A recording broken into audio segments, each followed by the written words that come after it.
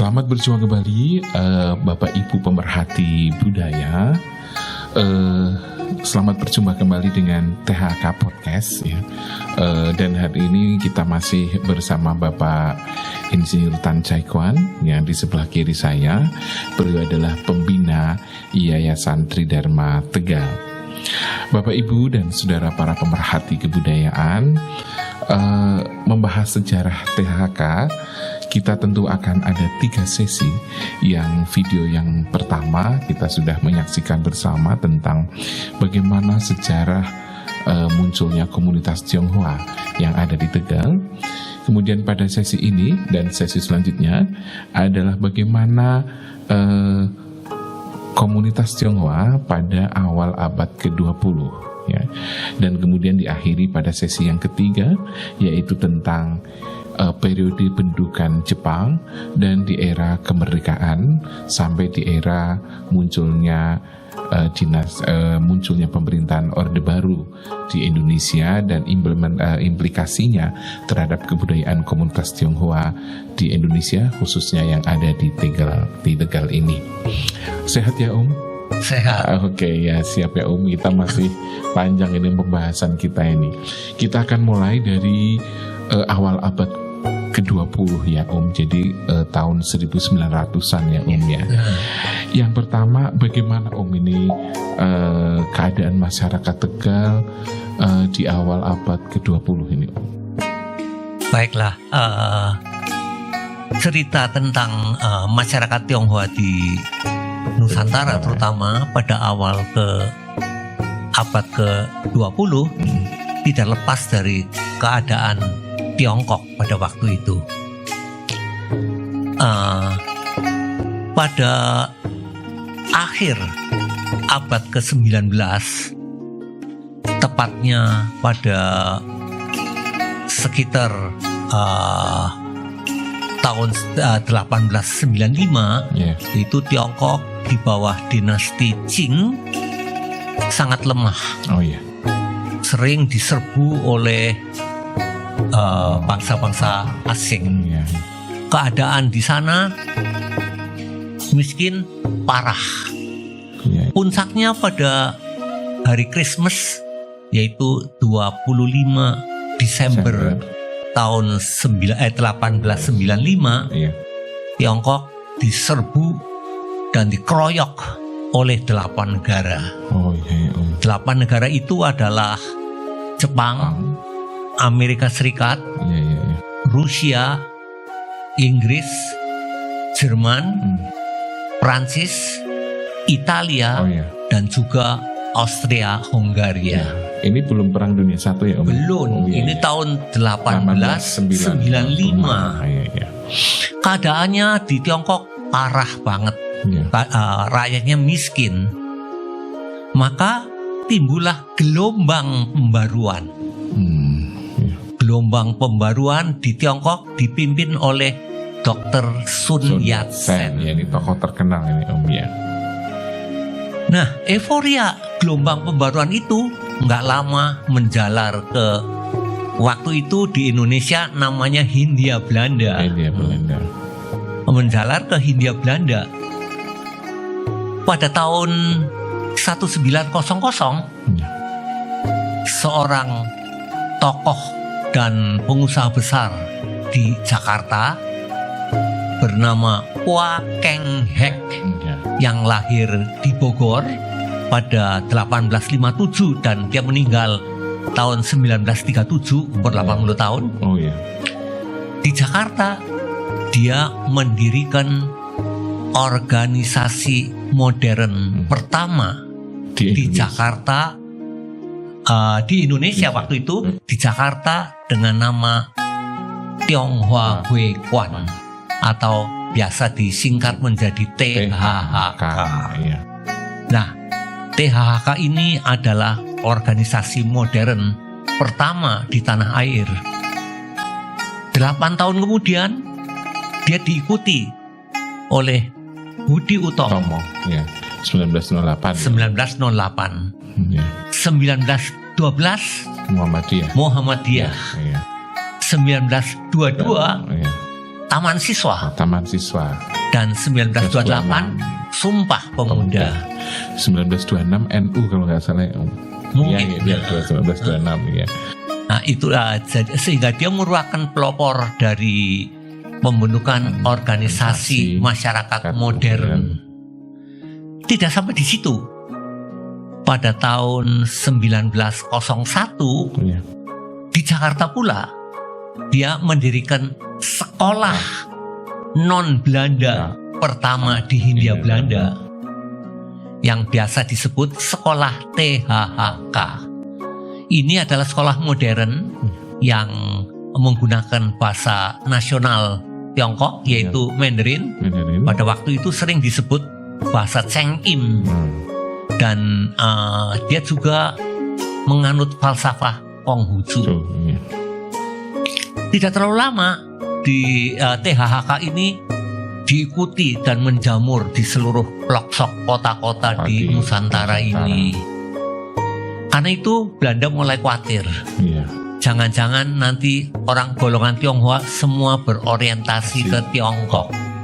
Maka didirikanlah sekolah nasional atau sekolah untuk non Belanda pertama di Hindia Belanda, yaitu HCS. Untuk HCS Hollandse Chinese School untuk orang Tionghoa, dan HIS Hollandse Indische School untuk orang-orang pribumi. Sebelum itu hanya ada sekolah untuk orang Belanda dan warga negara Belanda. Jadi boleh dikata Kwakeng Hek adalah pelopor pendidikan modern di Indonesia ini. Jadi sebentar Om, jadi HCS ini adalah untuk orang Tionghoa tapi yang dipengaruhi oleh Belanda ya, supaya bahasa pengantarnya juga Belanda. Iya, supaya tidak dipengaruhi oleh ideologi Tiongkok. Sedangkan HIS ini untuk rakyat biasa, warga pribumi pada umumnya begitu. Dan ini dipicu karena berdirinya sekolah THK tadi ya Om ya. Iya. Lalu lebih lanjut pada 1903 di Bekasi itu rakyatnya banyak yang hidupnya susah, miskin karena berjudi, mengikuti judi yang notabene diselenggarakan oleh pemerintah daerah. Mungkin jiwa besarnya, jiwa sosialnya Kwakeng Hek muncul. Dia datang ke pemerintah di Bekasi dan minta supaya permainan judi itu diberhentikan dengan semua kerugiannya, kerugian finansial akan diganti oleh dia. Yang menyediakan judi ini pemerintah Hindia Belanda atau? Ya, Hindia Belanda, pemerintah daerah. Pemerintah Hindia Belanda daerah di Bekasi. Lebih lanjut kemudian 17 tahun kemudian, tahun 1920 Kwakeng Hek bersama rekan-rekannya, salah satu adalah Kan Hok Hui dan juga Kan Hong Hui dan Nyo Hui Un. Ini dua orang ini mengumpulkan dana dan terkumpul dana sekitar 500.000 gulden. Itu uang yang luar biasa besarnya. Karena waktu itu harga beras kira-kira hanya 10 sen 1 kilo. Dana itu diberikan kepada pemerintah Belanda untuk mendirikan sekolah kejuruan teknik. Maka berdirilah sekolah teknik tinggi di Bandung yang bernama THS, Technische Hogeschool, yang kemudian berubah menjadi Institut Teknologi Bandung atau ITB sekarang. Jadi ada hubungannya dengan Kwakeng Hek ini dengan ITB ya Om ya, luar biasa ini Om ya. Nah, saya yang notabene mahasiswa dari ITB pada waktu itu tidak tahu bahwa ada dana dari Poa Keng Hek untuk mendirikan ITB itu loh. Lulus tahun berapa ya ITB? 1960. 60, luar biasa ya para pemerhati, tahun 60 sudah lulus dari ITB. Nah, jadi kalau kita bicarakan Poa Keng Hek itu adalah seorang pahlawan, pelopor organisasi modern di Indonesia, pelopor pendidikan modern di Indonesia yang terlupakan atau memang dilupakan. Sama sekali tidak tercatat di sejarah. Tapi di sekolah-sekolah THK masih tercatat, Om. Kita di sekolah kita masih ada sejarah Poa Keng Hek begitu. Nah, sekarang kita melanjutkan tadi secara umum. Sekarang kita melanjutkan THHK di Tegal. Di Tegal ya, Om. Tadi kan baru cerita THK itu berdiri tahun 1901 di Jakarta ya, Om. Bagaimana terjadi di Tegal, Om? Ini sekarang saya cerita urusan THHK dari mulai berdiri sampai ditutup. Ya. Jadi pada tahun 1905 utusan dari pemerintah Tiongkok, Dr. Lim Bun Keng itu datang ke Pemalang 1905 untuk mendirikan THHK di Pemalang. Tokoh masyarakat Tionghoa Tegal, Lim Kuat Hui, mengetahui hal ini, minta Dr. Lim supaya mampir di Tegal, tapi tidak bisa terlaksana karena jadwalnya sudah terlalu padat. Dia hanya memberi wejangan dan arahan mengenai soal pendidikan. Baru pada tahun 1906 THHK Tegal didirikan oleh Bapak Lim Kuat Hui dengan dibantu teman-temannya, antara lain Bapak Li Kao E, Bapak Tan Cheng Xiu,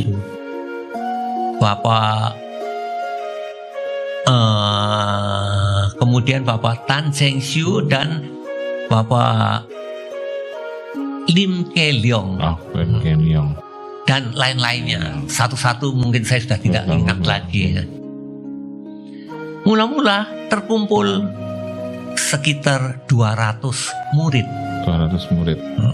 Murid itu sebagian dari anak-anak orang Tionghoa kaya di Tegal yang biasanya memanggil guru privat untuk mengajar anak-anaknya di rumah. Sekarang semua pindah ke THHK. Nah, karena pada mulanya THHK tidak punya kampus, maka dipinjemi rumah dari milik Lim Kuat Hui di Jalan Benteng, sekarang Jalan DI Panjaitan. Jalan DI Panjaitan ya. Iya. Betul. Sekarang gedungnya untuk apa ya?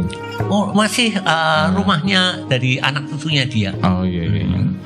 Paling ujung tuh. Yang paling ujung ya. Menghadap ke selatan. Iya. Lalu kemudian pada tahun 1907 pada hari raya Imlek, Nyonya Lim Kuat Hui melelang perhiasannya. Dapat uang sekitar 2.700 gulden dan uang itu disumbangkan ke THHK. 2.700 gulden itu. THHK berkembang terus. Rumahnya Lim Kuat Hui dianggap sudah tidak layak dan tidak memenuhi syarat untuk dijadikan sekolah.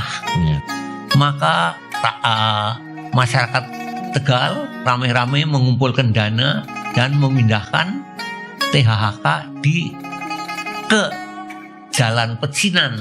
Sekarang Jalan Ayani.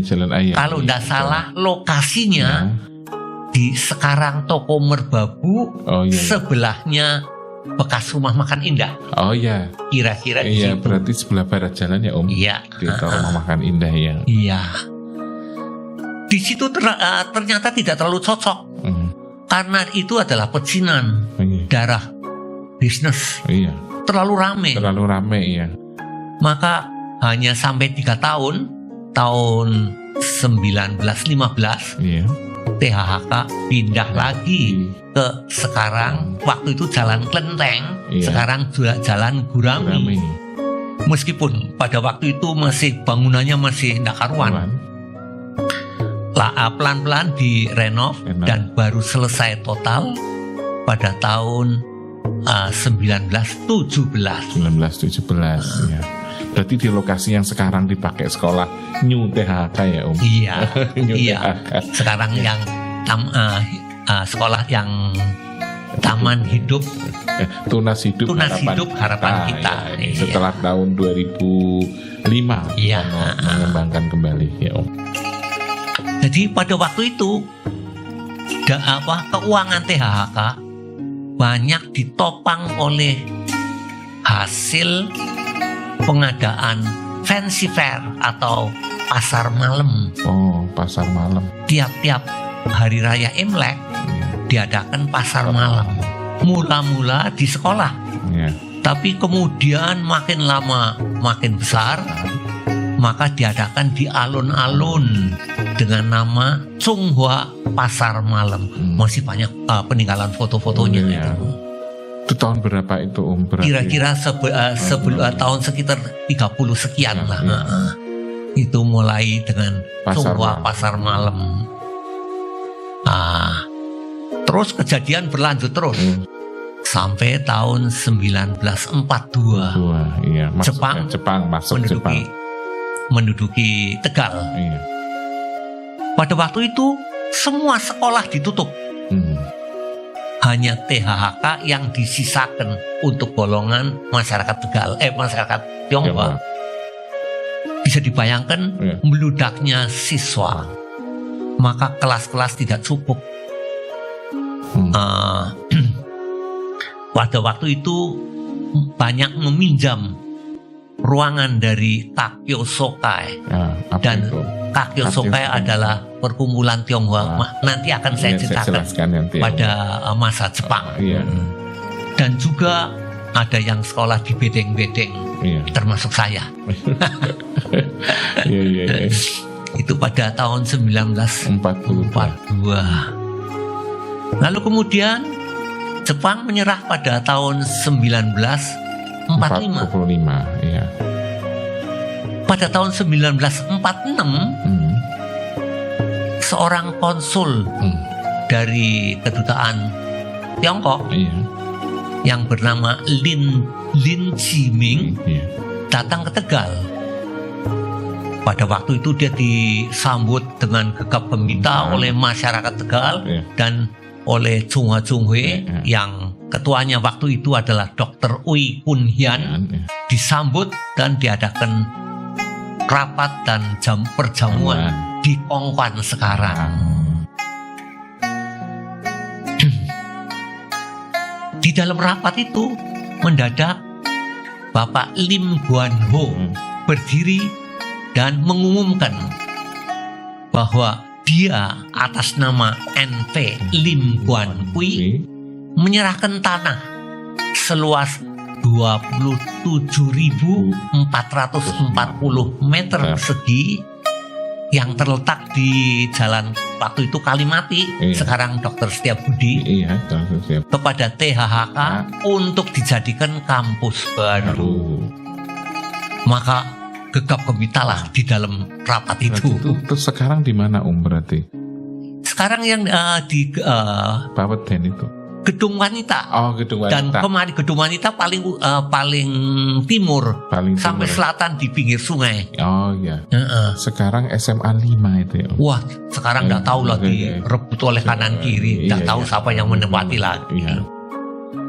Nah, setelah mulai ribut itu, maka naik ke panggung Bapak Tan Xiang Lian. Dia katakan bahwa sekarang sudah ada tanah. Mari kita rame-rame menyumbang untuk dana pembangunan. Dan dia atas nama dia pribadi dan adiknya Dr. Tan Xiang Ti menyumbang 10.000 rupiah Rp10.000 itu zaman itu banyak sekali. Banyak, cukup banyak.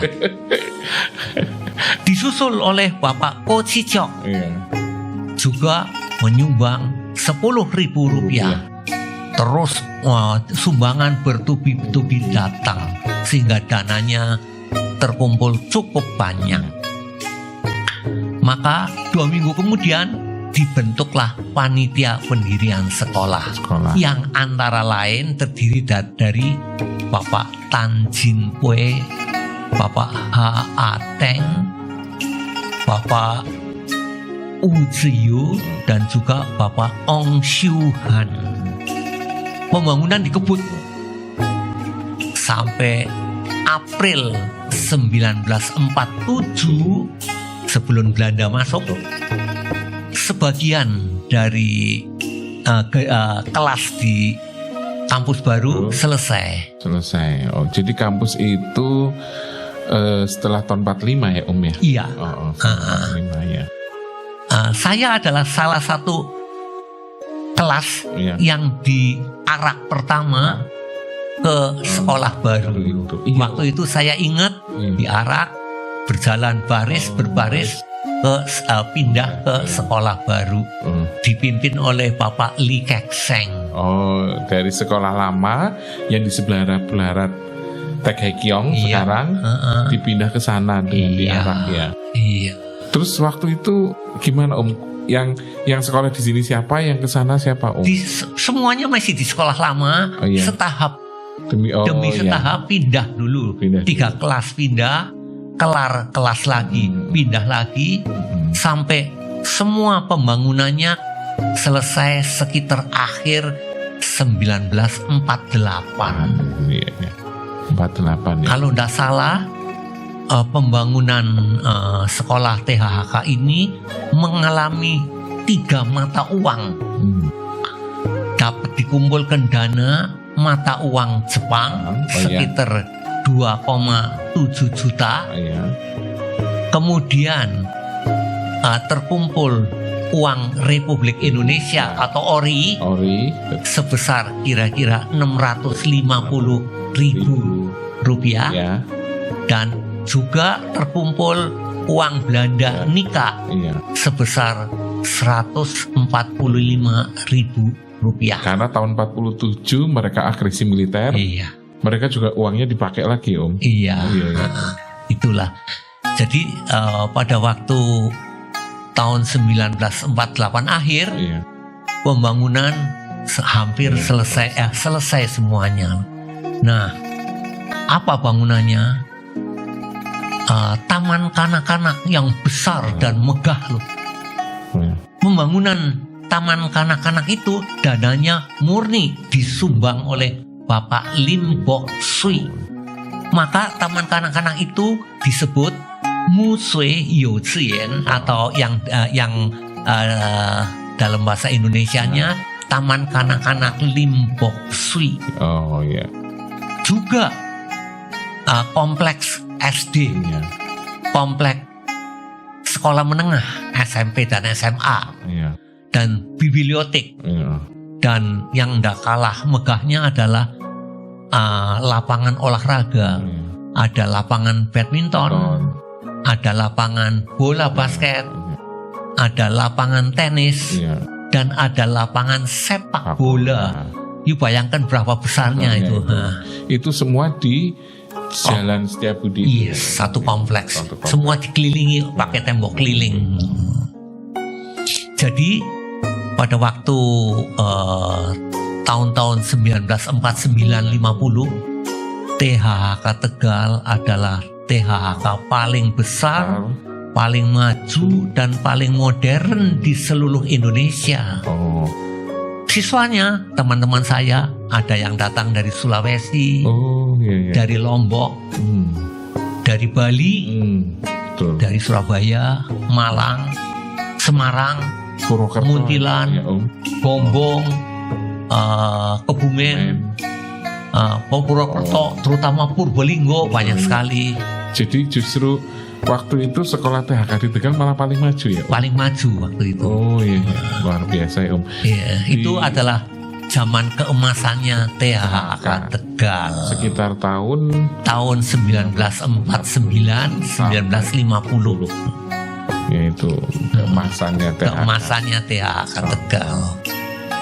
Kemudian sampai tahun 1950 karena terjadi perbedaan pendapat antara pengurus sekolah THHK dan pengurus Chunghwa-Chunghwe, maka pada rapat yang dipimpin oleh Bapak Tan Siang Lian yang diadakan di Taman Kanak-kanak THHK, diputuskan THHK berdiri sendiri, lepas dari Chunghwa-Chunghwe.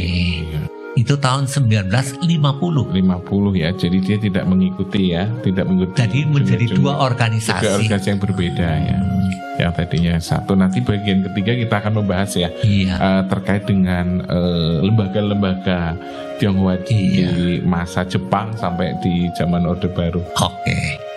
Nah, kemudian terus sampai tahun 1958 karena adanya peraturan pemerintah bahwa WNI tidak boleh sekolah di sekolah Tionghoa.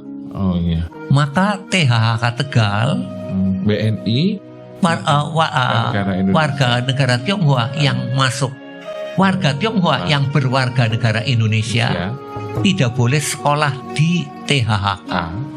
THHK dikhususkan untuk warga Tionghoa yang berwarga negara Tiongkok. Itu tahun 1958. Karena adanya peraturan itu, maka THHK Tegal dipecah menjadi dua, yaitu THHK asli untuk masyarakat Tegal yang berkewarganegaraan Tiongkok, dan didirikan sekolah Setia Budi untuk warga Tionghoa yang berwarga negara Indonesia. Itu aturan itu dari pemerintah Indonesia? Iya, dari Kementerian PDANK. Iya. Itu berarti zaman Perdana Menterinya siapa ya? Bukan M. Natsir, bukan ya? Tahun 58 saya lupa. Jadi tahun 58 itu ada aturan regulasi seperti itu. Kabarnya itu pernah memilih warga negara ya pada saat itu ya. Bingung juga. Pemilihan warga negara adalah tahun 1951. 51 ya. 51 ya. 51. Umur berapa waktu itu? 51 saya umur berapa jadinya? 33 sekitar 17 ya. 17 tahun ya Om. Iya. Itu. Harus memilih. Tapi iya. waktu 58 kan saya sudah meninggalkan THHK. Saya keluar dari THHK tahun 54. Yang 51 itu ini cukup menarik ini Om ya, supaya nanti generasi muda jadi tahu ini. Om yang umur 17 tahun harus memilih kewarganegaraan ya Om. Lalu waktu itu kalau memilih Indonesia berarti sekolahnya pindah? Belum ya waktu itu ya. Waktu itu masih diizinkan. Tahun 1958, 7 tahun kemudian baru keluar aturan ini loh. Waktu itu bagaimana Om ketika ini mesti ada ini dong, apa yang namanya, pergulatan di batin ya. Saya harus memilih kemana ini, gimana Om ceritanya sampai akhirnya saya memilih menjadi warga negara Indonesia. Gimana Om? Iya, waktu itu terjadi. Pertimbangannya bagaimana Om? Pertimbangannya saya pikir, wong saya lahir di sini dan leluhur saya susah dari sana kemari. Kok kita mau kembali lagi ke sana? Jadi udahlah tetap di sini di Indonesia. Jadi warga negara Indonesia ya. Saat itu memang ada istilah ius sanguinis dan ius sole, kan itu dalam prinsip kewarganegaraan itu ya Om. Kalau ius sanguinis kan waktu itu kalau salah pemerintah Tiongkok itu menerapkan bahwa semua orang yang keturunan Tionghoa dimanapun berada itu adalah menjadi warga negara Tionghoa. Itu yang tabrakan dengan aturan di Indonesia waktu itu tahun 51, sehingga kemudian orang disuruh memilih. Waktu itu banyak yang mana Om yang tetap menjadi warga negara Tiongkok atau Indonesia? Kalau statusnya siswa, sebagian jadi warga negara Tiongkok. Tapi kalau statusnya penduduk biasa, ya banyak yang jadi warga negara Indonesia dong. Kalau di sekolah teman-teman saya boleh dikata 80% memilih warga negara Tiongkok. Iya. Dan mereka sekarang sudah pindah ke sana atau gimana, Om? Iya, Pak. Setelah itu ada PP 10. Oh iya, PP 10 ya, Om. Yang pada pindah semua yang warga negara Tiongkok. Pindah ke sana ya, Om. Karena dilarang tinggal di desa ya. Iya. Harus tinggal di kota Madia. Itu kalau nggak salah begitu. Iya, PP 10 tahun berapa ya, Om, itu ya? 57 atau berapa, lupa ya, saya tepatnya. Iya, sekitar tahun itu ya, Om ya. Akhirnya terus mereka pindah ke sana ya, Om. Oke, dilanjutkan, Om. Nah, kemudian pada tahun 65 terjadi G30S. PKI. Nah, ini, Om ya. Maka pada tahun 66 THK ditutup untuk selama-lamanya. Selesailah cerita urusan THK. Ya, ini memang kebetulan aneh ya, Om ya. Artinya nggak tahu apa-apa, ujuk-ujuk ya. Yang dijadikan korban ini adalah kebudayaan Tionghoa ya. Kebudayaan Tionghoa dari tahun 65, tahun 66 ya, Om, ditutup ya. Nah, terus kemudian aset-asetnya bagaimana, Om? Udah tahu, udah dinasionalisasi lah. Zaman itu hilang. Itu yang penting hidup aja sudah ya, Om ya. Itu nggak mikirin banget ya.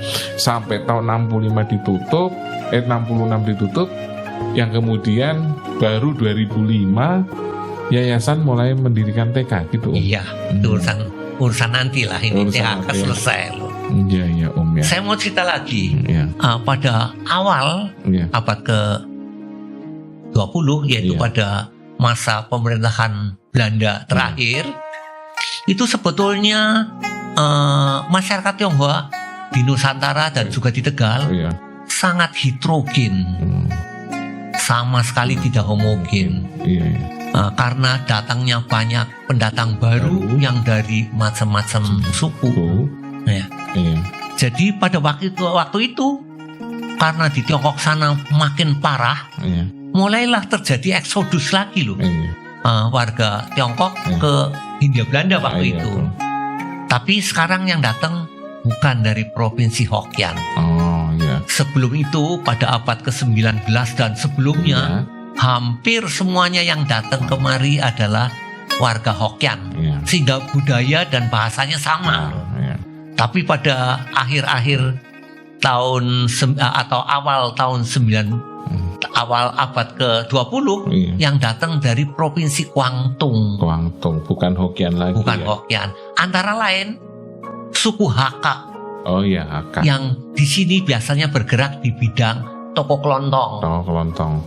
Lalu suku Teochew yang bergerak di bidang toko besi. Dan juga suku Ginhua itu yang biasa toko sepeda. Tiap suku dia punya spesialis jualannya. Dan juga orang Kungfu yang di sini menjadi tukang kayu ya. Tukang kayu itu Kungfu terkenal ya. Saya punya teman di Kebumen orang Kungfu. Kalau bikin kayu luar biasa dia. Sedikit sekali datang dari Hubei. Di sini jadi tukang gigi dan tukang kacamata. Hubei ya. Dan sedikit juga dari Santung yang di sini jualan kain pakai keliling desa loh. Itu orang Santung. Iya, Om. Jadi sangat heterogen. Kalau Hokkien itu apa, Om, kalau gitu berarti? Kalau sebelumnya kan orang Hokkien. Saya ini Hokkien semua. Hokkien itu lebih banyak apa? Wah, enggak. Waktu datang kemari itu adalah sebagai adventurir, apa saja dikerjakan. Yang penting bisa tapi hidup ya. Di Hokkiennya sana, karena tempatnya tinggi, banyak keluar teh. Biasanya adalah pabrik teh. Pabrik teh ya, Om. Pabrik teh.